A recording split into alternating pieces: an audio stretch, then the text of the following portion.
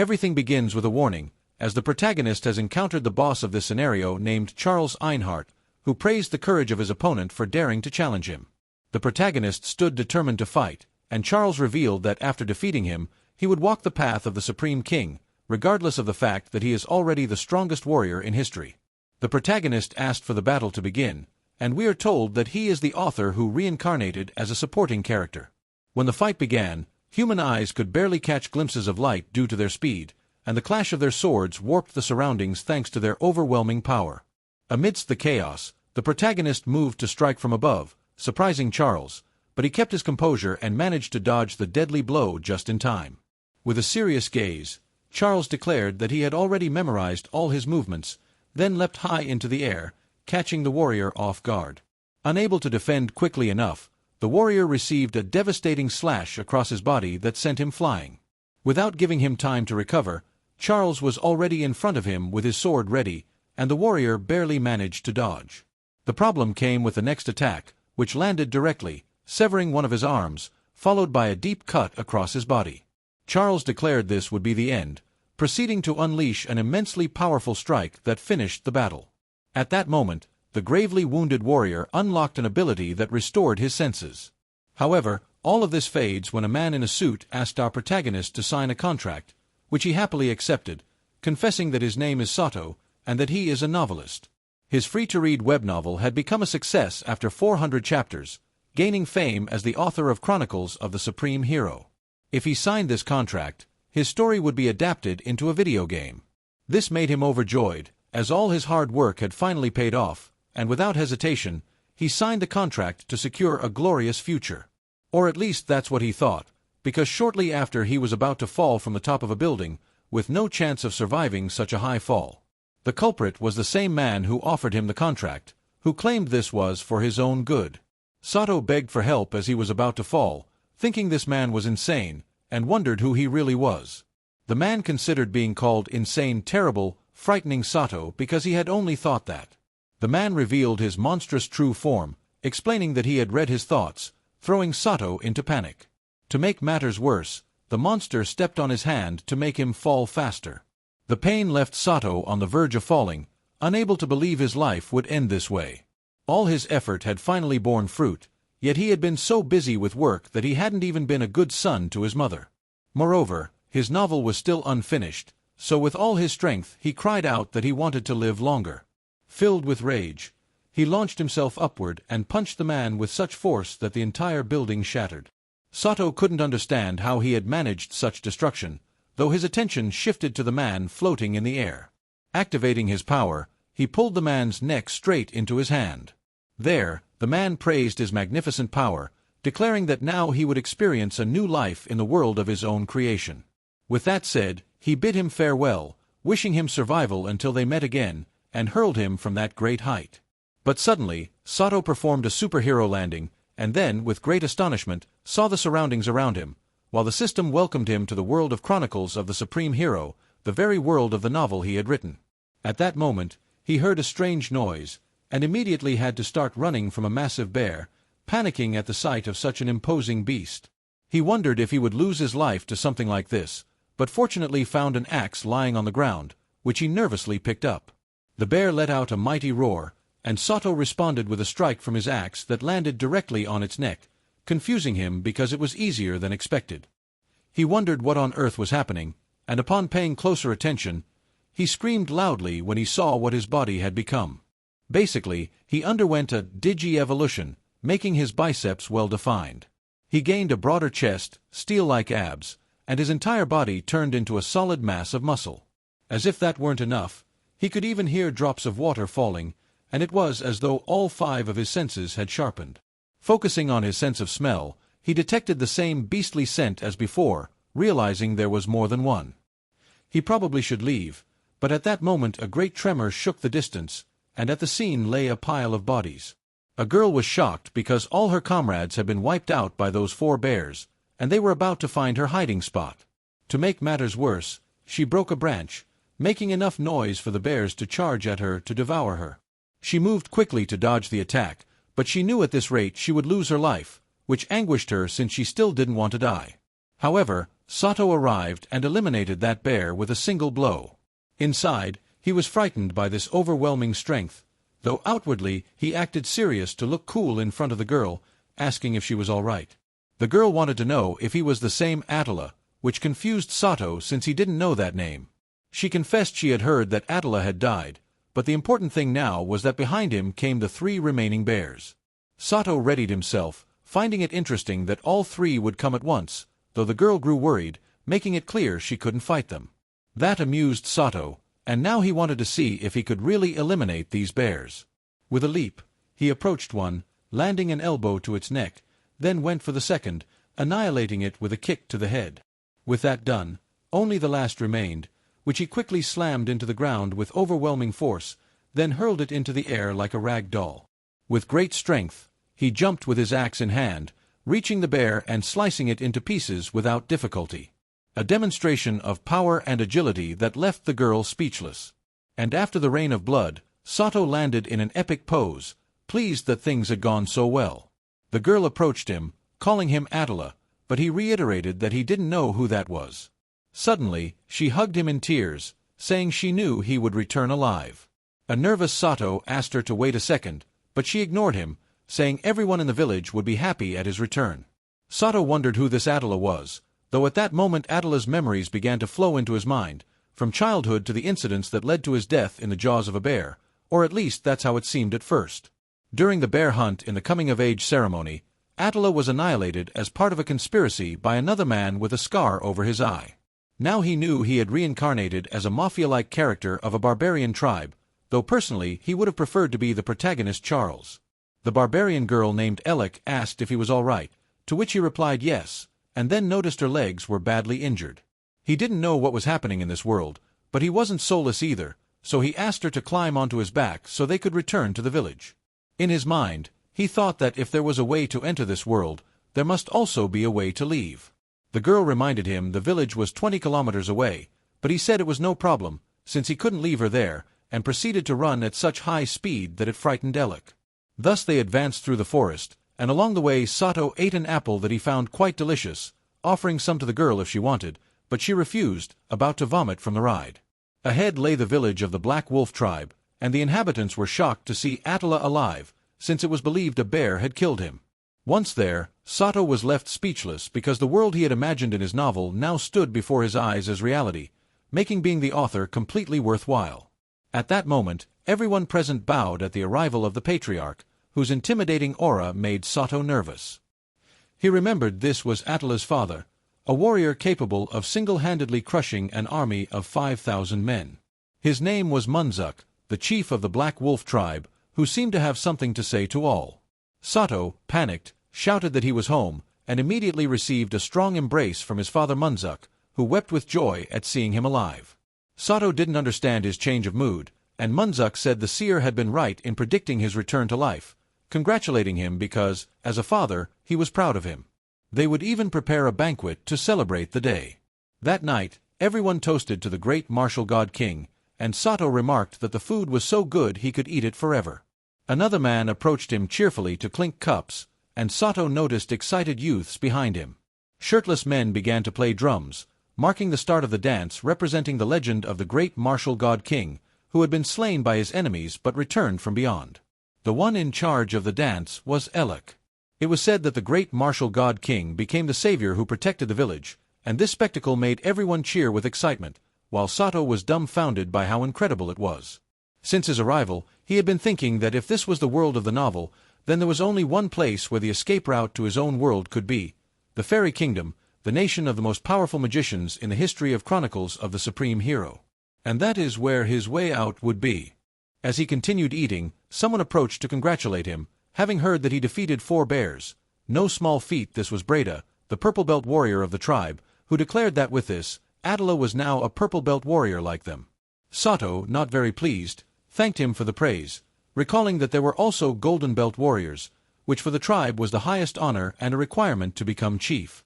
Breda asked him to take a toast, but Sato was aware that such a toast would lead to a fierce struggle for power, and the smell of the drink confirmed it. Breda, with an intimidating aura, asked why he wasn't drinking, though Sato threw the drink away, recognizing him as the very man who had taken Attila's life, and demanded he stop beating around the bush and fight already. Breda found it amusing, saying that only a short time had passed yet he had already learned to say interesting things. Though he didn't know what kind of trick Sato was using, he advised him not to get too full of himself. Besides, the feast had just begun, so he should enjoy the rest of the night.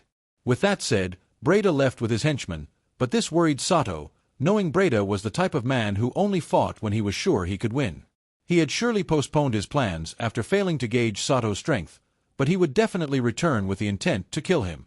In the middle of the feast, a boy approached the patriarch to show that he had hunted a rabbit on his own, earning Munzuk's praise, who said he would become a great warrior. Sato thought Munzuk was like the son, the complete opposite of his younger brother Breda. Honestly, he had never had a father like him, so he didn't know how to interact with Munzuk. He wondered if he had had a father, would he have praised him and spoken to him like this? Munzuk then called him over because he wanted to give him a gift. The golden belt, proof that he was considered a true warrior, granted only to those who defeated 3 or more bears in a single hunt. Munzuk assumed he was so moved that he was left speechless, which was natural since any warrior dreamed of earning this someday, and now he wanted him to try it on. Sato had never tied a belt before, so he ended up with a mess of knots around his waist, confusing Munzuk, since he should have been able to tie it himself.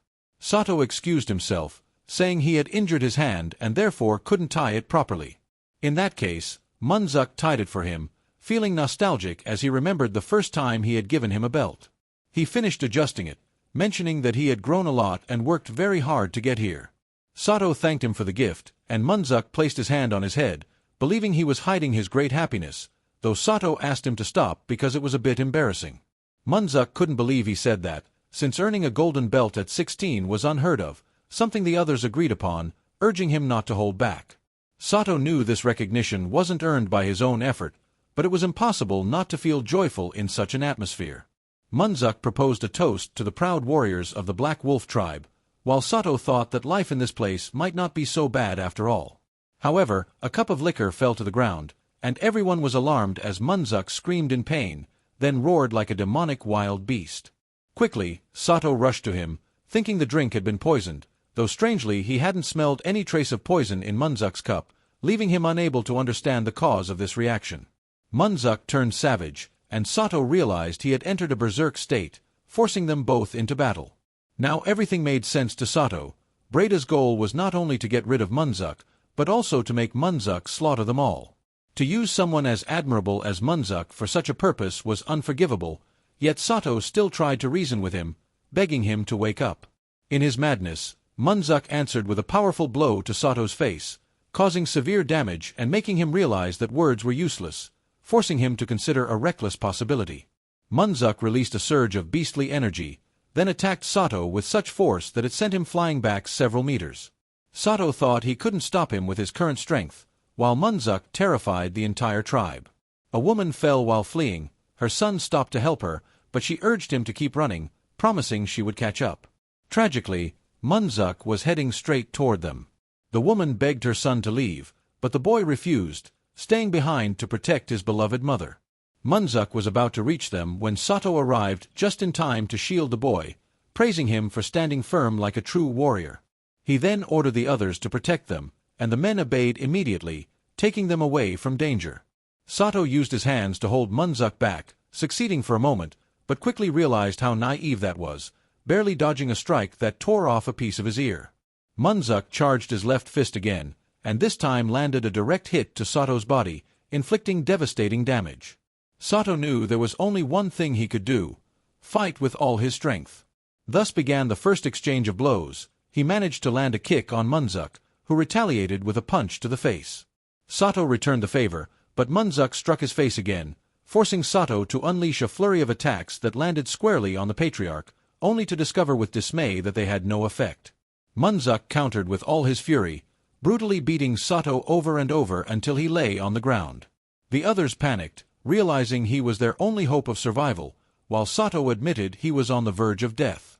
Yet he remembered that a member of the Black Wolf tribe is someone who risks his life for the things he loves, like the boy who protected his mother. In Munzuk's case, his greatest desire was to protect the tribe, even if it cost him his life. So Sato activated his valor ability to make that desire a reality, even if it meant beating Munzuk down. Thanks to his speed, he delivered a head but so powerful that it tore off part of the patriarch's mane, sending him crashing to the ground, unable to move. The object flew several meters away, while Sato collapsed from exhaustion after the battle. Nevertheless, Munzuk rose again, which greatly worried Sato. But the good news was that the patriarch had returned to his normal state, unaware of what this strange energy had been. Sato saw that Munzuk had returned to normal, and the system confirmed that he had been freed from Berserk mode. A few meters away, he noticed the needle, wondering if Breda had put something into that object. At that moment, Munzuk rushed over to check if he was all right, to which Sato replied yes, though exhaustion caused him to lose consciousness while seeing Munzuk deeply worried. Meanwhile, Breda walked with his allies, thinking it was impossible for a witch's madness needle to be removed by a mere headbutt. Yet against all odds, Attila had managed to extract it that way, filling Breda with fury. He told him to enjoy his little heroic act while he could, because tomorrow it would all end. Upon reaching the northern cave, Breda ordered some men to stay outside, then entered with others. Deeper inside, the men were terrified to find a gigantic chained monster demanding that Breda return its child, the divine beast known as the Calamity of the Forest. Breda asked it to listen carefully, but the Calamity silenced him, calling him a coward. Breda warned that if it didn't listen, he would kill its offspring, held in the arms of one of his men. The beast begged him not to harm its child, but Breda then ordered it to destroy the Black Wolf tribe. The beast answered with a mighty roar. The next day, Sato awoke with his body bandaged and a pounding headache, just as Munzuk noticed he was awake. Alarmed, Sato asked if he was all right, and Munzuk confessed he still couldn't move his body, but told him not to worry. Instead, he apologized for everything that had happened the day before. Sato clarified that it wasn't his fault, since the culprit was Breda. However, Munzuk disagreed, blaming himself for failing to protect the villagers. He even felt he no longer had the right to be chief of the tribe. Sato told him that thinking that way only gave Breda the victory, but Munzuk insisted he had done something unforgivable. At that moment, several people arrived at the infirmary, worried about the chief's condition. They even brought alcohol as a gift to speed his recovery. The scene left father and son speechless, and the woman from the previous night told the chief that, as he could see, everyone was safe thanks to him.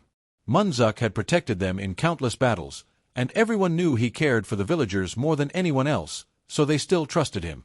Munzuk remained silent, and the woman tearfully begged him to trust their words, reiterating that they still believed in him.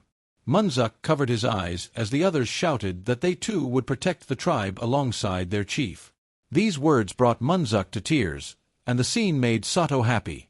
The atmosphere was ruined when someone ran in to report that the Calamity of the Forest was attacking the village. At that moment, the beast appeared in its released state. It was explained that the Calamity of the Forest was the legendary divine beast that once protected the Black Wolf tribe alongside the great martial god king, and the villagers had named it the Calamity of the Forest out of awe. That was why the news struck Sato and Munzuk so deeply. The protagonist wasn't going to sit idly by. In front of everyone, he rose from his bed, and Munzuk, frightened, warned him that no human could defeat a divine beast. Sato ignored him, borrowing axes and promising that he would definitely return alive, telling him to wait here. His determination surprised Munzuk. Meanwhile, the beast continued destroying the village, and soon after, Sato arrived thanks to the informant's directions. He was shocked to see how ridiculously enormous the beast was. Breda mocked him for being slow, asking if he really thought he would wait for them to recover. His presence only enraged Sato. Breda noted that he was as naive as his father, but Sato silenced him, demanding they start the battle at once. Breda praised his bravery, as expected from the reincarnation of the great martial god king. However, he declared he would not be Sato's opponent, instead commanding the divine beast to fight him, confusing Sato, who couldn't understand how the beast was obeying his orders. Breda revealed that making an opponent kneel was simple. All one had to do was take away what mattered most. He showed him the beast's cub. Sato was left speechless, while Breda explained that the legendary beast had become like this after its child was taken, proving that protecting something was nothing but a weakness.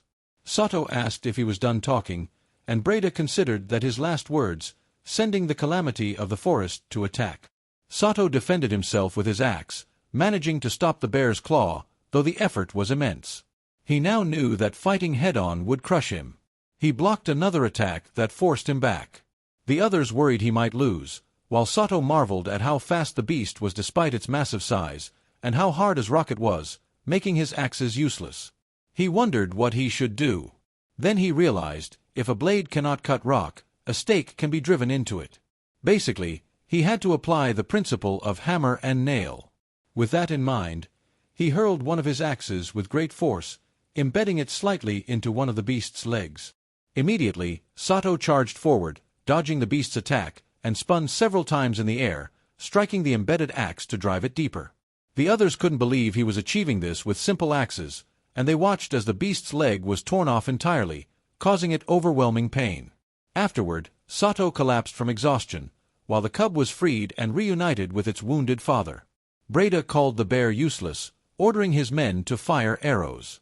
They obeyed instantly, aiming at Sato. He repelled them all with little difficulty, making the enemies believe he was a monster. Sato gave them no chance to speak further, slicing them down one by one with his axes, defending himself at overwhelming speed. Now he demanded that Breda stop being a coward and fight him directly. Breda had no choice but to draw his weapon, accepting the challenge to fight to the end. With both warriors ready for battle, the others wondered who would make the first move, as they had been standing still for several seconds. Sato also believed Breda should have already begun the fight that would determine the fate of the tribe. Suddenly, Breda vanished from sight, only to reappear above Sato with the intent to slice him in a single blow. Sato reacted quickly, barely managing to dodge, though he still came away with a wound. Distressed, he questioned what kind of movement that was, and immediately had to block another strike from Breda, once again suffering damage. Breda couldn't believe Sato thought he could defeat him with brute strength alone, revealing that he was used to dealing with extremely powerful opponents. His attacks only grew more intense, overwhelming Sato, because in addition to strength, Breda possessed spectacular technique, leaving him no chance to counterattack. Sato's resilience earned Breda's praise, as he was skilled at blocking consecutive high-speed strikes, but Breda made it clear that victory already belonged to him. Faced with this relentless assault, Sato acknowledged that Breda's speed and experience far surpassed his own. Yet this was nothing compared to Munzuk's single strike, so he felt no fear. Spotting an opening, he thrust his axe, sending Breda flying. The tribe believed victory was his, since Sato had landed a direct hit. On the ground, Breda began laughing, leaving Sato confused as to what amused him. Breda then revealed that it was finally taking effect. Sato demanded to know what he meant, and Breda explained that his axe had been coated with berserk poison, and surely Sato knew what happened when that entered the body. Sato cursed him for playing so dirty, but a deranged Breda declared that he would be the one to destroy the Black Wolf tribe. Suddenly, Sato felt something strange within his body, screaming in agony, terrifying the others. Breda ordered him to become a savage beast and then die miserably. Sato confessed that his entire body burned, not knowing what was happening. Out of nowhere, the calamity of the forest appeared to him in spiritual form, calling him the one who possessed the soul of the monarch. Sato hadn't known the divine beast could speak, but the calamity clarified that he was now closer to being a beast than a human, and therefore should be able to hear its voice clearly. It then told him to take what was in its mouth, shocking Sato, for it was a weapon radiating overwhelming power. The calamity of the forest revealed that it was the divine sword of the great martial god king, granting it to the one who had defeated him. The sword was named Muyul, a weapon that would help him awaken when the souls of the Black Wolf tribe resonated. Now, it urged him to fight as a warrior for those he must protect. With this new weapon, his presence changed radically, even making the rest of the tribe nervous. A fearful Breda wondered why he wasn't going insane.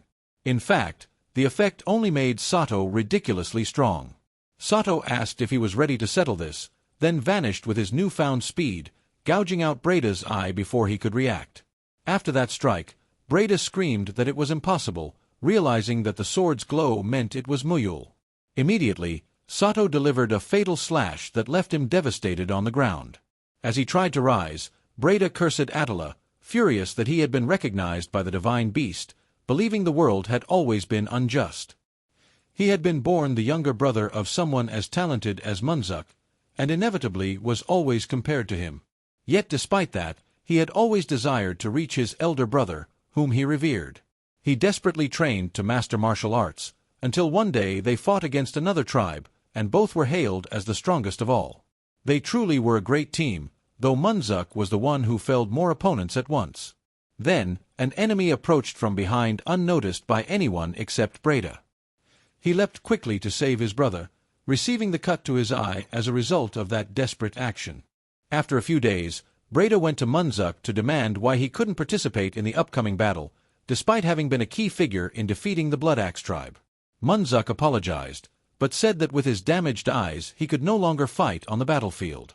Breda felt that instead of being thanked for his actions, his position had simply been taken away.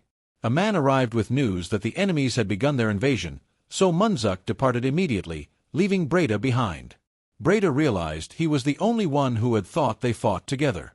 Remembering this, he told Sato that it was impossible for him to understand his pain, insisting he had never done anything wrong. It was all Munzuk's fault for abandoning him like trash, and for that reason he would destroy everyone in the Black Wolf tribe, warning Sato not to stand in his way. Sato told him to stop spouting selfish nonsense and take responsibility, warning that he would not allow someone like him to harm his comrades. He then charged at Breda with all his might, and Breda responded with a final attack at full power. The outcome was in Sato's favor, and as Breda fell, he admitted that everything he had done was for his own sake. All he had ever wanted was for Munzuk to tell him they would fight together again as in the past. With those words, he collapsed to the ground before Sato's eyes. The others rejoiced because Attila had won, and with Breda's death, the battle was finally over. With that problem resolved, Sato decided to leave the village and head to the fairy kingdom, bidding farewell to everyone in the tribe. The others couldn't believe he was leaving, since they would be safe for life if he became the next patriarch. Munzuk told them all that Attila was not fit to be patriarch, something the others disagreed with. In that case, Munzuk would demonstrate what he meant. Confused, they watched as Munzuk took up his axe to attack Sato, who defended himself with the divine sword Muyul. Naturally, Sato wanted to know why, and Munzuk praised his power, though he was still naive and full of vulnerabilities. This statement surprised Sato, and Munzuk confirmed that he possessed a special power. That sword was proof of the great destiny awaiting him. He explained that when a person faces despair, their soul is put to the test. Breda had lost the light of his soul, and that was why he wanted Sato to strive to polish his soul, body, technique, and heart to the point where he could never lose that light. No matter what happened, he must not follow the example of his uncle Breda. Sato understood his words perfectly. Elec approached Sato, asking him to return soon, wanting it to be a promise. She then hugged him, making him quite nervous, though she only placed a lucky charm around his neck.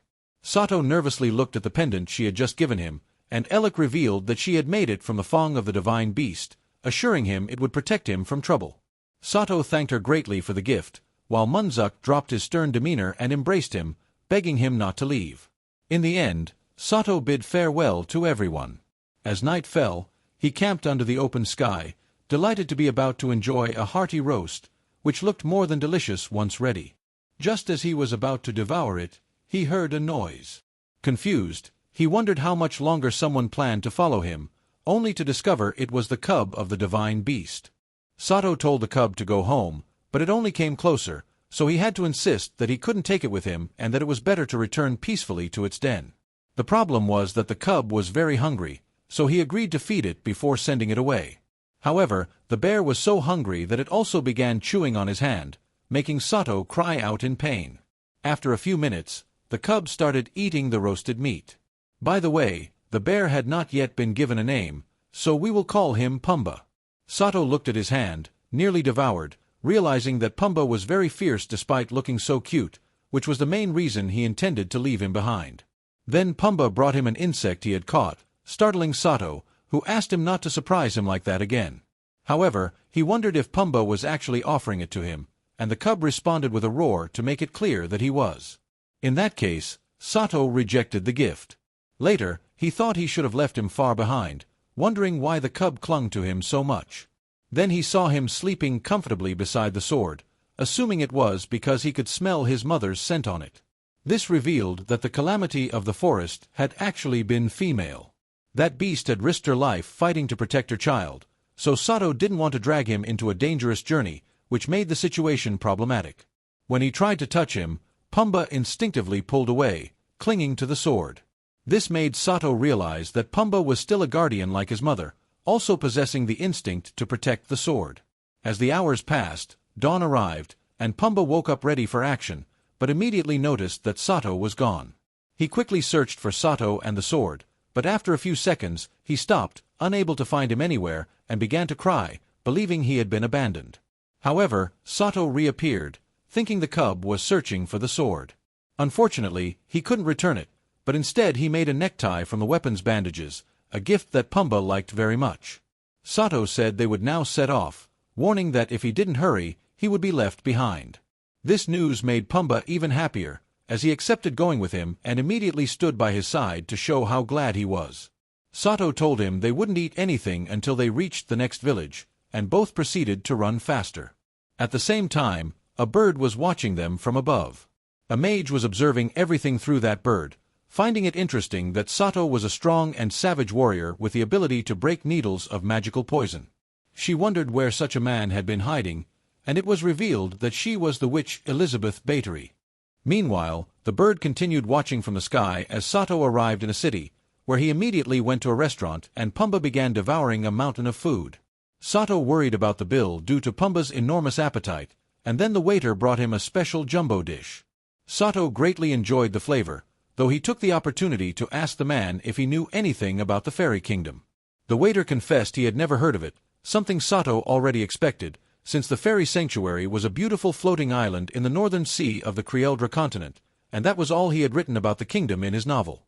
If he had known this would happen, he would have written things in more detail. The man grew frightened because he and Pumba devoured everything in an instant. Sato mentioned that to reach the northern sea, he would first have to overcome giants and dragons at the very least. Then he would have to cross lands filled with monsters, and afterward face beings even more dangerous beyond. Just thinking about it gave him a headache. At that moment, some men overheard him asking about the fairy kingdom and wanted to know how old he was to believe in such nonsense. Obviously, the fairy kingdom didn't exist, so one of them advised him to stop dreaming and face reality. Sato made it clear that it was none of their concern, but the man threw him out, threatening to turn that ball of fur into stew. An angry Pumba responded with a fierce bite, and Sato had to calm him down, saying they were just a bunch of drunkards and not worth the trouble. Their leader kicked a chair to step forward, saying even alcohol tasted bad with Sato's presence. He revealed himself as Otto, captain of the Kiri Mercenary Corps. Alarmed, the owner of the place urged Sato to leave, explaining that Otto was known as the Demon Blade, a ruthless former knight. Sato was curious why a knight would become a thug, but Otto replied that he didn't need to know, and ordered his men to capture him. In an instant, Sato knocked them all down, frightening Otto so much that he asked who the hell he was. Sato revealed that he was the original author. He then removed his cloak, declaring it was his turn to attack. His massive body made Otto want to negotiate, but it was useless, as they all ended up receiving a legendary beating, while Sato claimed it was self-defense. He noticed the owner was frightened, so he excused himself, saying those men had started the problem and left him no choice. Against all odds, the man was delighted and thanked him for dealing with them, showing him that Otto was a wanted criminal even featured on posters. He explained that the group had been causing many problems for the townsfolk, and the posters stated they needed to be captured alive. Sato didn't understand why they had to be kept alive, and the man replied that the purpose was likely to recruit them for war. He had heard a rumor that a conflict was about to begin, and it seemed they lacked soldiers compared to the enemy side. Everything indicated that Baron Bertrand was gathering anyone he could for his army, even criminals. For Sato, this was good news, since he could be rewarded, though his crazed expression alarmed the owner. Later, at Baron Bertrand's mansion, the Baron saw how Sato arrived with the entire band of criminals captured, intending to exchange them for one of his warhorses. Sato confirmed this and also demanded the reward for capturing the bandits. Bertrand couldn't believe he was asking for all that just for a handful of bandits, but Sato advised him not to call them mere bandits, since they were a mercenary corps led by a former knight, ready for combat immediately. A nervous Bertrand didn't understand what he meant, as Sato spoke as if war were about to break out in Gasconia. However, Sato admitted he knew preparations for war were already underway. Bertrand asked where he had heard that, and Sato revealed he had learned of the rumor that they lacked soldiers and were gathering people for war against Aquitania. That explained why there weren't even city guards to deal with the bandits. Bertrand fell silent, realizing he was right. Sato continued, saying Bertrand must have intended to capture these men alive because he saw their potential as soldiers. He expected no less from the man once known as the Wild Dog of the South, who had a keen eye. The name Wild Dog of the South was so feared that even barbarian children fell silent upon hearing it. There wasn't a soul who didn't know it. Such praise pleased Bertrand, who admitted he had once lived up to that reputation, though in truth Sato had invented the lie just to flatter him. He added that it would be an honor to receive a reward from someone like him. Bertrand accepted, saying he liked him. Capturing the entire Kiri mercenary corps was worthy of a reward, so he gave him 100 gold coins and the freedom to choose a warhorse. However, there was one condition. If Sato truly wished to be useful, he would have to join Gasconia's army and fight in the war alongside those mercenaries. They didn't understand why they had to go too, but Sato accepted. After all, he had been waiting for him to say that. Thus, we moved to the battlefield, where soldiers were terrified by the power of one man. Curiously, Sato intended to make that man appear. His overwhelming presence alarmed all the soldiers, for he was the Lord of Death, and the only person who knew how to reach the fairy kingdom. He was the true protagonist of this story, and his name was Charles, the one Sato longed to meet. Meanwhile, in a prison in Gasconia, Otto asked Sato to get them out of there, calling him Chief. The protagonist silenced him and told him to stop calling him that, making it clear that he was only 16 years old. Otto was left speechless, since he thought Sato was 46, which enraged Sato so much that he nearly knocked him out. Otto apologized for his imprudence, but insisted that they would be decapitated if they didn't join the war, so Sato had to take responsibility for this. Naturally, Sato refused, since it wasn't as if they had surrendered to Bertrand of their own will. The good news, however, was that their lives would be spared if they joined the battle. In that case, Otto asked him to fight one-on-one, and Sato remembered that there was such a mechanic in the novel, a duel in which two knights fought with everything at stake. The rules varied depending on the country and region, but there was always one common rule: regardless of birth status, the strongest was the winner who took everything, while the loser lost it all. Otto recalled that he had once been a knight, aware that he could not match a barbarian in brute strength, but with a horse, the story would be different. Sato thought carefully, remembering that Otto in the original story was a secondary character subdued by the Duke of Gasconia's army without his identity ever being revealed. But now, it would be a problem if Otto died here. His arrival in this world had already begun to affect the original story, and Otto would not survive unless Sato could ensure that his group joined the war. Thus, he accepted the duel. If Otto won, Sato would join the war without objection. If Sato defeated him, he would free them all and they would even enjoy the reward Bertrand would give him. With that said, he reiterated his acceptance of the challenge, though the loud cheers of the others alarmed Pumba, since they were excited that their captain Otto would save them. Otto himself seemed somewhat confident of victory, though Sato was even more confident in himself. 10 days later, the moment of the duel arrived. In the middle of the arena, the announcer raised his voice to welcome everyone. The crowd roared with excitement, while Bertrand watched expectantly from his balcony. The announcer declared that today 2 knights would fight with everything at stake. The rules were that both knights would raise their lances and charge at each other with all they had. Whoever knocked his opponent off the horse would be the winner. At this moment, birth status meant nothing, for this was a battle where only the strong became the winners who took everything. This was the fairest duel that existed. With that clear, the announcer gave the order for today's participants to enter the arena. On one side, he introduced Otto, the demon blade, who sought freedom through victory.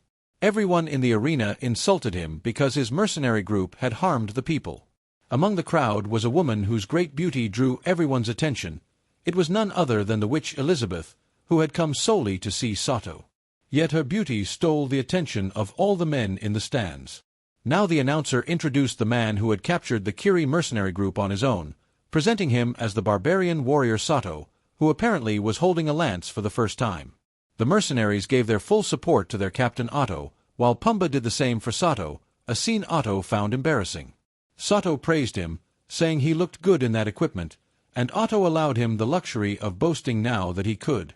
The announcer thanked the audience for their patience, and after confirming that both warriors were ready, he declared the start of the combat.